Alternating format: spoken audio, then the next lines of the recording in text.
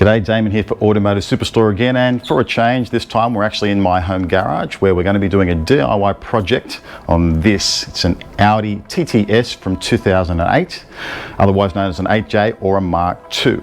Now, we purchased this car from a private seller recently. It's got around 170,000 kilometers on the clock, and as is often the case when you buy a car second hand from a private seller, they don't tend to look after it at the end of their ownership of the vehicle, and so it hasn't been polished for a long time. The interior hasn't been cleaned for a long time, and certainly the engine bay and undercarriage is still filthy. And that's what we're going to address today. So let's have a close look around the car and see what specific things need to be addressed. I'm going to log on to Automotive Superstore. I'm going to buy a whole bunch of Mother's products to get this job done right. So let's get into it. So around here, little brush touch marks going to be needed there. Over here we've got a scuff that I think will just buff out fairly easily.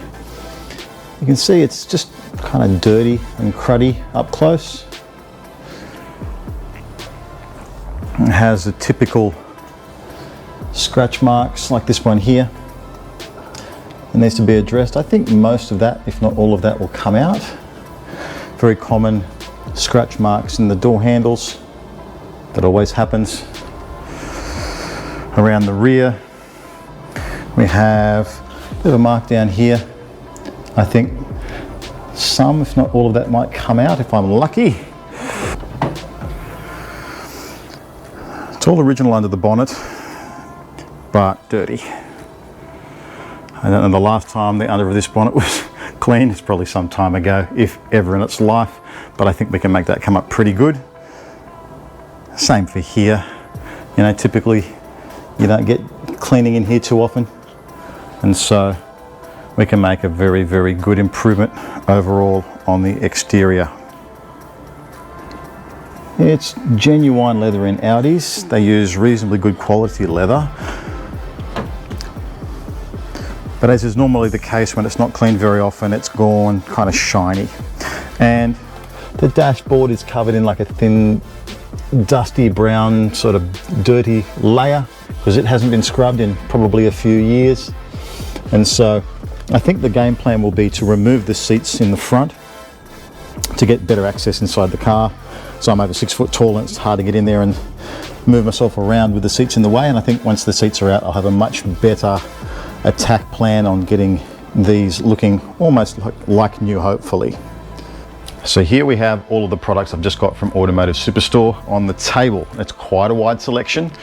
The important thing to know is you don't need all of it. Everything that's here is just giving you a wide selection of options that I'm going to quickly run through for you. First of all, we're going to need some car wash, and that's where our first option is. You'll always just need some basic car wash. On top of that, if you want to have some fun, try the Blizzard Wizard. This attaches to your pressure washer. You put chemical like this that comes in the box inside, and you douse your car.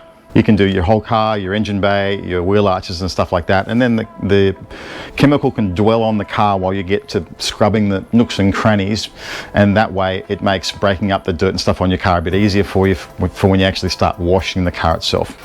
Then we'll get into an all-purpose cleaner. This one has the engine on it, and that tells you it's got a degreaser in it, so it's good for doing engine bays, door jambs, wheel arches, inside your grille, your radiator intercooler, things like that. The wheel cleaner I've chosen is for painted wheels. As I said before, you can get one for polished wheels or for raw alloy style wheels. This is the painted wheel one. Okay, so in this video I'm going to be doing what's called the 2-bucket method. The first bucket over here is just plain water. The second bucket, in goes your sponge, in goes your car wash.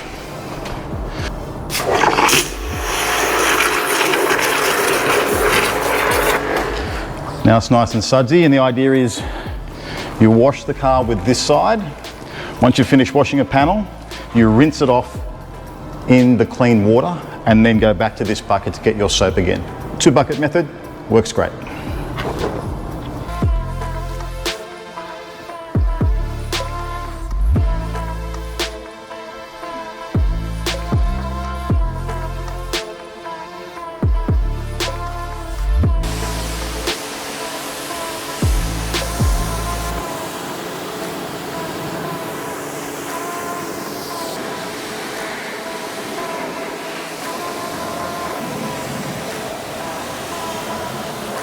Now, if you've been using an old style chamois for 20 or 30 years, trust me, try a drying towel. It's just so much better, and it's such an easier way to dry your car than going over it with a small, tiny little chamois that's this big.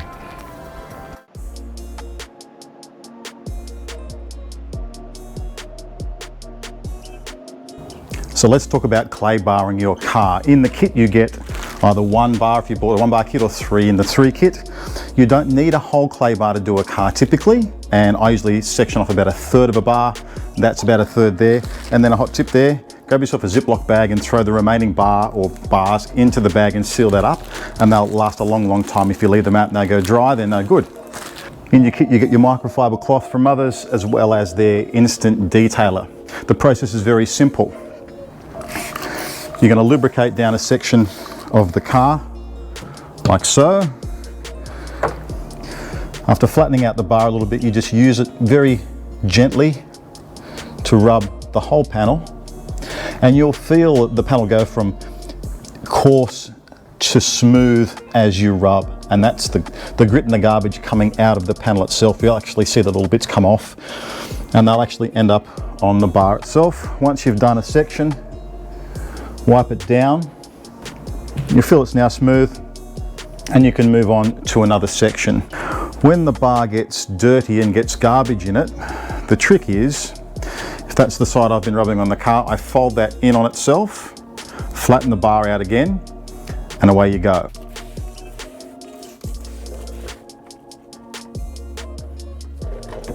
Now in this car, that whole process took me about 15 or 20 minutes. Again, it's a pretty critical step to do before you polish your car.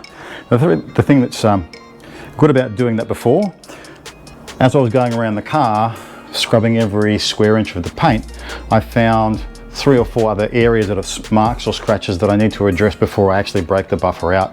I'm going to show you that next. Here's the 240 DA, or dual action polisher. In the kit, you get the polisher itself, 1, 2, 3 pads for the 1, 2, 3 levels of polishing we'll be doing. We're going to start with this pad. It's the coarsest one. It's the pinky orange coloured one on the dual action polisher. I'm going to be using the rubbing compound. Now this is the more coarse of the 2 compounds that come in the kit. And this phase of the polishing, what we're really doing is we're trying to get rid of the scratches and really stubborn stuff that's buried in the clear coat of the paint itself. We just apply a small amount of polish to the pad itself, like so. We start with a small amount, and I'm just going to work on this panel here.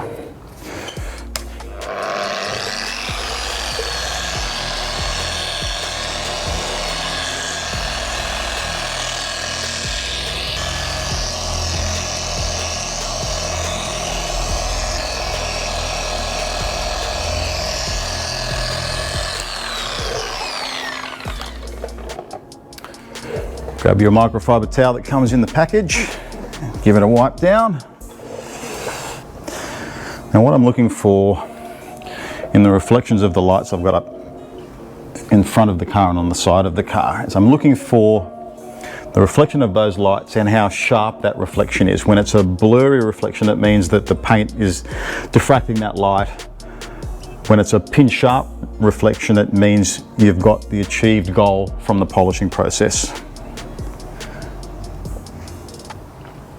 And once you've done a panel like that, you move on to another panel, all the way around the car.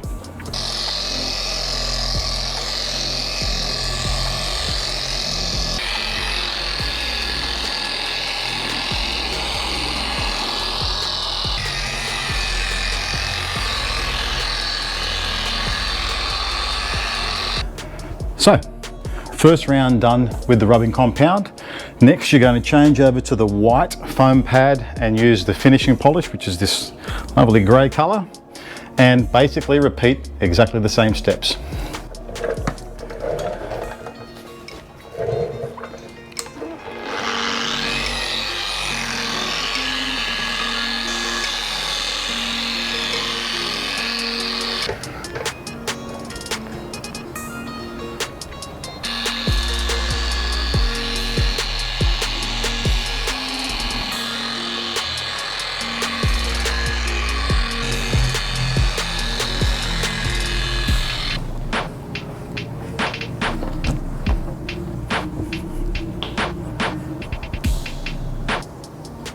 So we're at the last of 3 phases with the paint aspect of this project. If your car's going to be parked outside and be more prone to industrial fallout and stuff, it's a really good idea to protect it with a wax or ceramic coating or something like a hybrid between those two things, like the Mother's hybrid ceramic wax. The application for this is a little bit different than the other ones.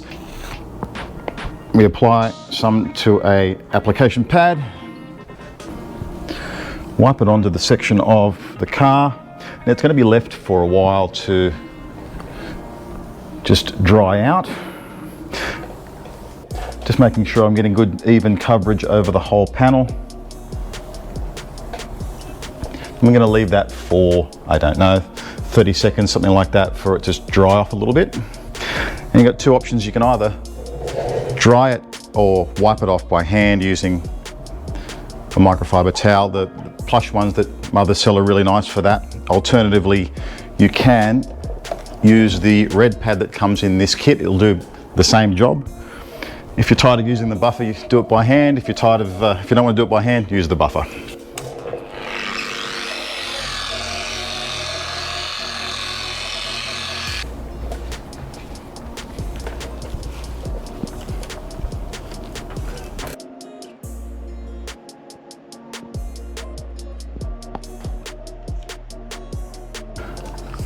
So it's time to work on the last few details of the exterior. Everything's pretty much done apart from 2 things, which is the black areas of the car outside, so tyres, black rubbers and things like that, and the glass.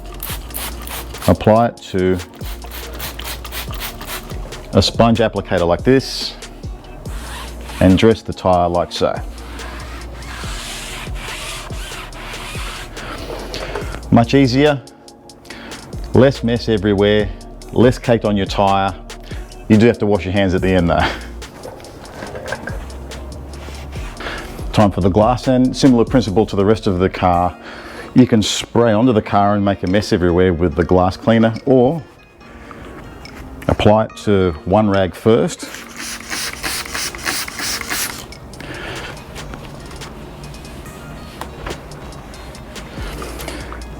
And then use another dry rag to just finish that off. And the other thing to think about is if your glass is really bad, like the car's been outside and it's got pits and garbage fallout like you get on your paint, by all means use that clay bar kit from before. Go over the glass first, that'll help. So this car doesn't have much in the way of black rubber trim, but it has the section around the side glass, and for that I'm going to use Naturally Black, which is a trim and plastic restorer. Just on a microfiber towel, rub it in, and very carefully, without spreading it anywhere else, run it around the rubber edge trim.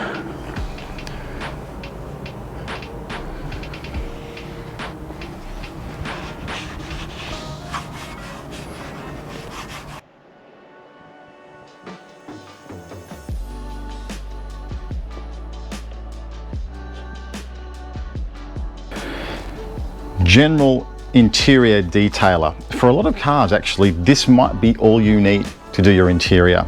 If you've got a generally clean car that's not super dirty, this will do your steering wheel, your door trims, your dash tops. Leather seats will be cleaned with this, and you can still do your carpets with that if you like. So it's kind of the one-stop shop for interiors. Steering wheels. Probably the grossest, filthiest part of any car interior. Let me just show you. Again, steering wheel doesn't look too bad. However, a bit of a spray and wipe around where your hands are usually supposed to be if you drive at a 10 and 2. Ugh. There is specific carpet and upholstery cleaner, and you can use that in conjunction with a brush like this, microfiber towels, and potentially, if you need to, a wet vac to do hard grease marks and stuff like that from your feet on your carpet, or stains on the seats from your wife spilling coffee like mine does. The cup holders are here, and we've got coffee stains running down the center console and nice brown stain there on the carpet. So grab the upholstery cleaner,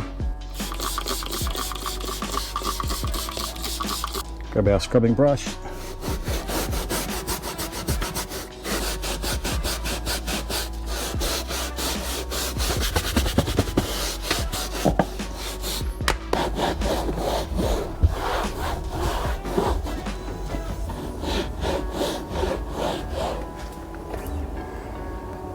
much better.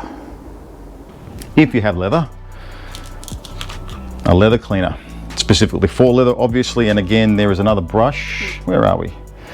Leather cleaning brush for scrubbing. For my seats I'm definitely going to need to use the combination of these two, and maybe even something I've also picked up from just a local hardware store is a 3-pack of hard, medium and soft drill attachment brushes to get the job done without having to do so much elbow grease. They're handy.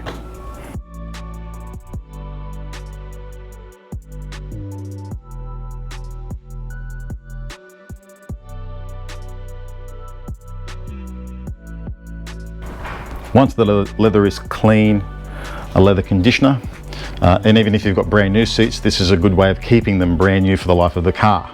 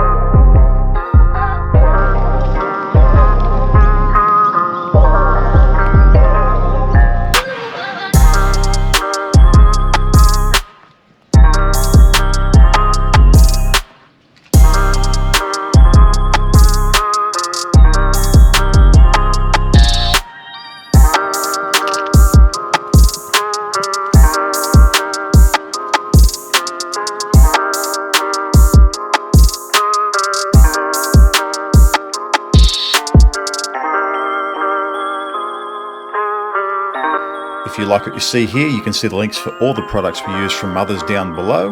While you're down there, like and subscribe and leave a comment, and we'll see you on the next one.